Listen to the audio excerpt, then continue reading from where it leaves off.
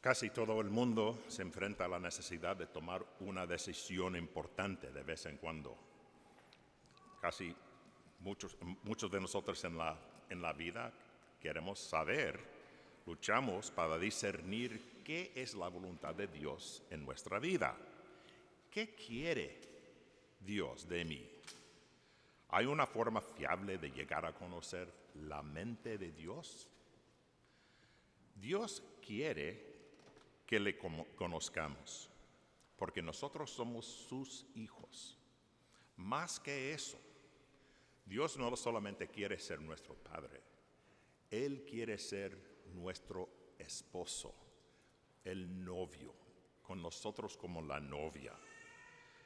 Y para hacer esto, Dios nos creó con la capacidad de conocer y responder a Él, el creador del universo.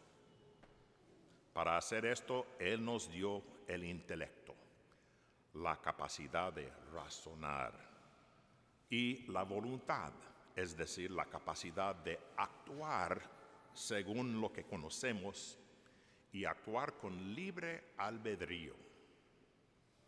Creemos que Dios ha revelado plenamente su mente y su voluntad, precisamente lo que piensa y hace en la persona de su Hijo, Jesucristo. Y Jesús envió al Espíritu Santo para prepararnos, para iluminarnos y para guiarnos hacia una relación cada vez más completa con las cosas divinas. Él quiere elevarnos, que nosotros pensamos como Él piensa. Nuestro viaje hacia la iluminación comienza con la fe. Debemos saber que la fe es un don que Dios nos da, un don sobrenatural que nos permite comprender cosas que no podríamos entender sin la fe, cosas espirituales. Y los sacramentos son formas concretas por las cuales recibimos la vida sobrenatural de Dios, lo que llamamos la gracia. El primer sacramento que recibimos es el bautismo.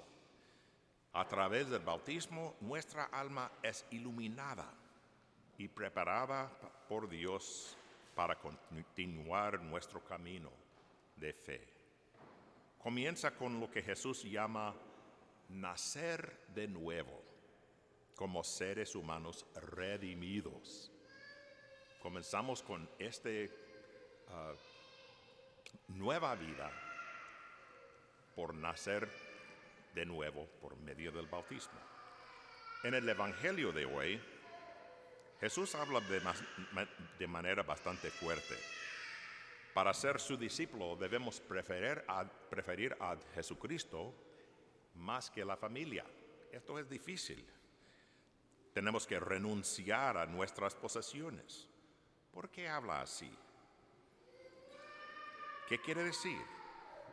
Él está hablando de cómo nosotros tomamos las decisiones importantes. Y lo ilustra con dos historias. La primera habla de alguien que quiere construir una torre. Ahora, una torre es una cosa, un edificio por encima del cual puede ver lejos, una distancia muy lejos. Puede ver las cosas mejor que podemos verlos cuando estamos allá en el suelo. Pero si empieza a trabajar sin tener un plan y una estimación firme del precio, puede quedarse sin dinero con el proyecto inacabado e inutilizable. Con razón, la gente se reirá por él por la falta de sabiduría que él tiene. Nuestra vida se parece a la construcción de una torre. Por medio de conocer a Dios, estamos siendo elevados para ver las cosas como los ven Dios y Jesucristo. Y por eso podemos conocer por medio de la iglesia, Dios nos enseña qué cosas son importantes y cómo aplicar estas cosas a nuestras vidas.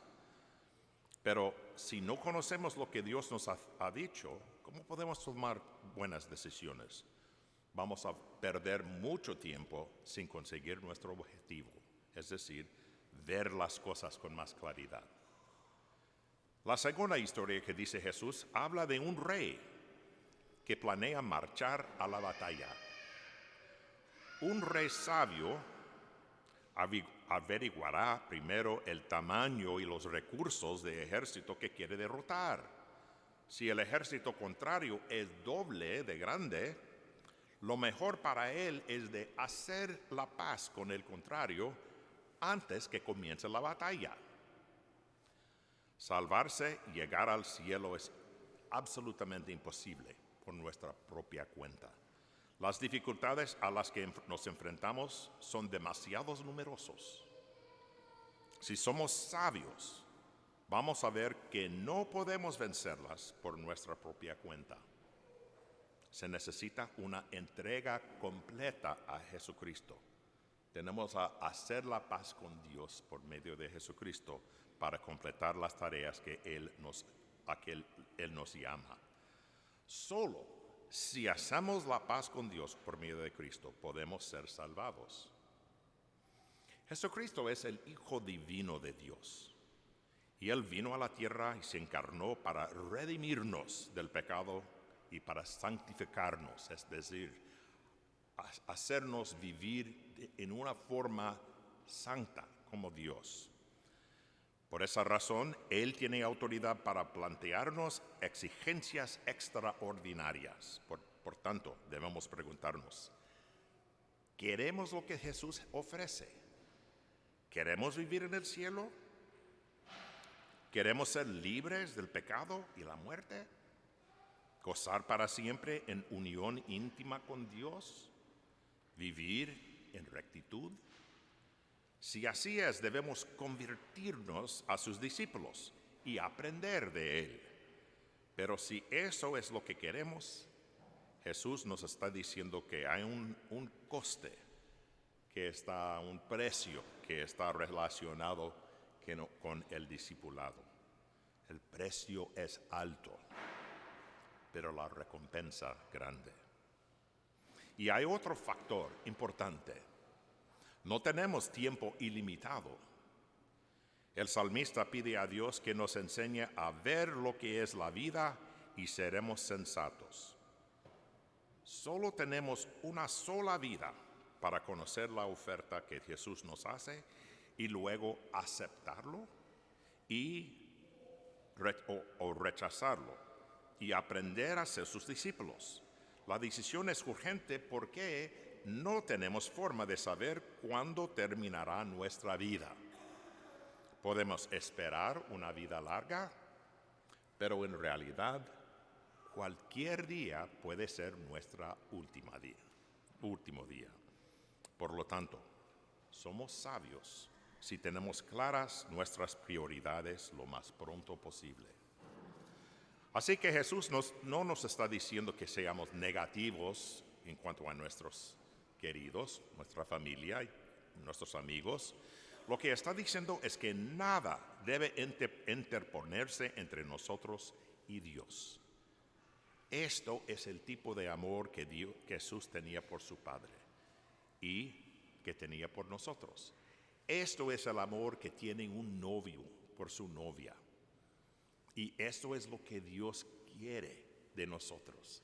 Que seamos leales a Él como una novia a su novio, como un novio a su novia. Y ese tipo de amor nos prepara para recibir lo que Dios tiene para nosotros. Comienza cuando nos comprometemos a ser transformados a la imagen de Cristo. Y esto significa ponerlo a Él en primer lugar y estar dispuestos a renunciar a todas las cosas menores, las posesiones, la voluntad de nuestra familia, nuestra propia voluntad. Todo lo que estamos haciendo es cambiar cosas menores por cosas mayores. Dios quiere elevarnos mucho más allá de lo que podemos ser elevados por nuestros propios esfuerzos, mucho más allá de nuestras limitaciones naturales humanas. y aún lo que podemos imaginar. Quiere compartir su vida sobrenatural con nosotros. Es una oferta magnífica, pero Dios quiere que participemos en este proceso. Al igual que los niños que se desenvuelven mejor cuando los padres trabajan con ellos regularmente, enseñándoles con la palabra y los buenos actos, Dios nos ha proporcionado un ejemplo perfecto de comportamiento piadoso en la persona de Cristo. A través de los sacramentos, nos da el poder de superar nuestros límites naturales e imitar a Cristo. Esto responde a la pregunta planteada por el autor del libro de sabiduría. No tenemos muchas lecturas en la misa del libro de sabiduría, pero lo teníamos hoy. ¿Quién es el hombre que puede conocer los designios de Dios? ¿Quién es el que puede saber lo que el Señor tiene dispuesto? Agobiamos por nuestro cuerpo físico corruptible. Luchamos por conocer la mente de Dios en los asuntos. ¿Quién podrá descubrir lo que hay en el cielo?, dice él. Pero luego viene la respuesta. ¿Quién conocerá sus designios si tú no le das la sabiduría, enviando tu Espíritu Santo desde lo alto?